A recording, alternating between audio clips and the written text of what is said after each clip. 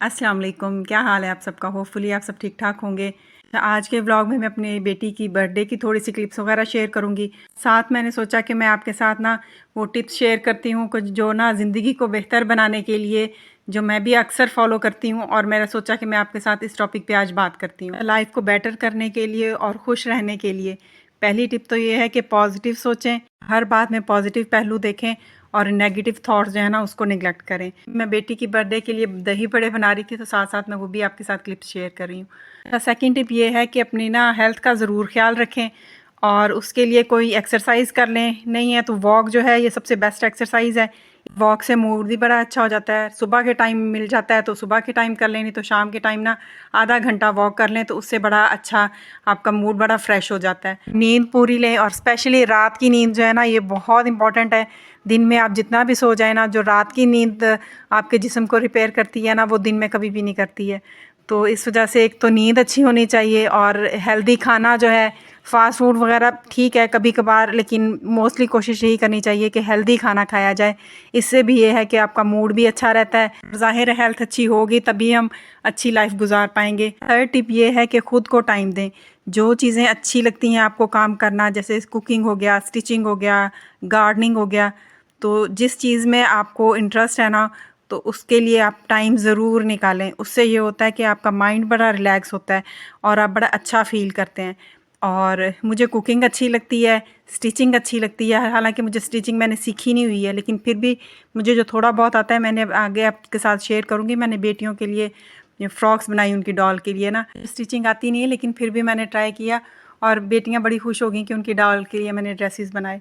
और गार्डनिंग से भी ये होता है कि आप पौधों को पानी देना, तो उनसे भी बड़ा होता है, माइंड बड़ा रिलैक्स होता है। तो ये हैबिट भी हो तो बड़ी अच्छी बात है। नेक्स्ट टिप ये है कि अल्लाह का ना शुक्र हर टाइम अदा करते रहना चाहिए। अगर आपके पास थोड़ा है तो उसके लिए जितना भी है ना, अल्लाह ने जो आपको दिया हुआ है उस पर शुक्रगुजार रहना चाहिए और छोटी छोटी चीज़ों को सेलिब्रेट करना चाहिए। बच्चों की बर्थडे है, कभी उन्होंने एग्ज़ाम्स में अच्छे मार्क्स लिए हैं, क्लास के टेस्ट में अच्छे लिए हैं, तो छोटी छोटी खुशियाँ हैं जो बच्चों के साथ सेलिब्रेट करनी चाहिए। इससे बड़ा अच्छा माइंड भी रिलैक्स होता है और बड़ा अच्छा टाइम गुजरता है। नेक्स्ट टिप ये है कि मेंटल पीस होना ना बहुत ज़रूरी है अपनी लाइफ को बेटर बनाने के लिए, और उसके लिए योगा करें, इबादत करें। अपनी लाइफ गुजारने के लिए ना मेंटल पीस होना दी मोस्ट है। इसलिए किसी को भी ये राइट ना दें कि वो आपका मेंटल पीस जो है ना वो ख़राब कर पाए, और इतनी अहमियत किसी को देनी ही नहीं चाहिए कि वो आपका ना ज़हनी सुकून ख़राब कर दे। कोई भी लोग हो सकते हैं जिनसे आपको लगता है कि आपका मेंटल पीस ख़राब हो रहा है, तो उनसे थोड़ा सा डिस्टेंस बना के रखें, इतना करीब उनके मत बैठें। और बेहतर है उससे ज़्यादा आप टाइम इबादत में गुजार लें या अपनी कोई एक्टिविटी आपको अच्छी लगती है, और जो घर के इतने पेंडिंग काम होते हैं आप वो कर लें। और बेहतर होता है कि उनसे थोड़ा सा डिस्टेंस बना कर रखें, ऐसे लोगों से जिनकी वजह से आपका ज़हनी सुकून ख़राब हो रहा है। और नेक्स्ट टिप आपको जो मैं बताऊंगी ना वो ये है कि दूसरों की ना मदद करें। अगर आप किसी को मुश्किल में देखें ना, तो अगर आपके बस में है कि आप उसकी मुश्किल को दूर कर सकते हैं ना, तो कोशिश ज़रूर करनी चाहिए कि उसकी हेल्प की जाए। वो मनी की सूरत में भी हो सकती है और काम की सूरत में भी हो सकती है कि उसके साथ काम बटा के हो जाए।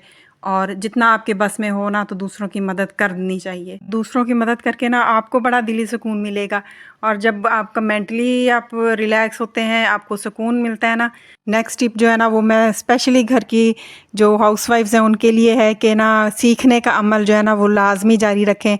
बस घर के काम हैं और इन्हीं में ना थोड़ा सा ना या तो ऑनलाइन कोर्सेज़ वगैरह करें या बुक्स रीड करें। और आजकल तो नेट पे इतना कुछ अवेलेबल है ना, तो अपने आप को इम्प्रूव करने के लिए, अपनी लाइफ को बेटर करने के लिए ना, तो सीखने का अमल जो है ना वो जारी रखें। जितना आप लर्न करेंगे ना उतनी आप अपनी लाइफ को बेटर करते जाएंगे।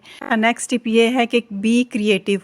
को सजाना है और छोटी छोटी चीज़ें जो आप हाथ से बना सकती हैं ना, ज़रूरी नहीं है कि आप मार्केट जाएं और कोई महंगी चीज़ें ही ख़रीदें तो घर सजाया जा सकता है। तो आप हैंडमेड चीज़ें बनाएं। इससे यह है कि एक तो आपकी क्रिएटिविटी में भी इम्प्रूवमेंट आएगी, और दूसरा ये है कि आपका माइंड भी रिलैक्स रहता है कि आपने खुद से बनाई है। आपको अपने हाथ से बनाई हुई जिस चीज़ की खुशी होती है ना, वो एक और ही होती है। जब आप खुद से चीज़ें अपने हाथों से बनाती हैं ना, तो उससे ये है कि फिर आपको नेगेटिव थॉट्स आती ही नहीं है। आप पॉजिटिव की तरफ ही ज़्यादा सोचते हैं, तो नेगेटिव माइंड में इतनी बातें आती ही नहीं है। अच्छा, लाइफ को बेटर करने के लिए एक और टिप जो मैं आपके साथ शेयर करूँगी ना, वो ये है कि ना थोड़ी बहुत सेविंग की आदत हर एक में होनी चाहिए, चाहे वर्किंग वूमेन है या हाउसवाइफ हैं, आपकी जितनी भी इनकम है ना, उसमें से थोड़ी बहुत सेविंग आपने लाजमी करनी है।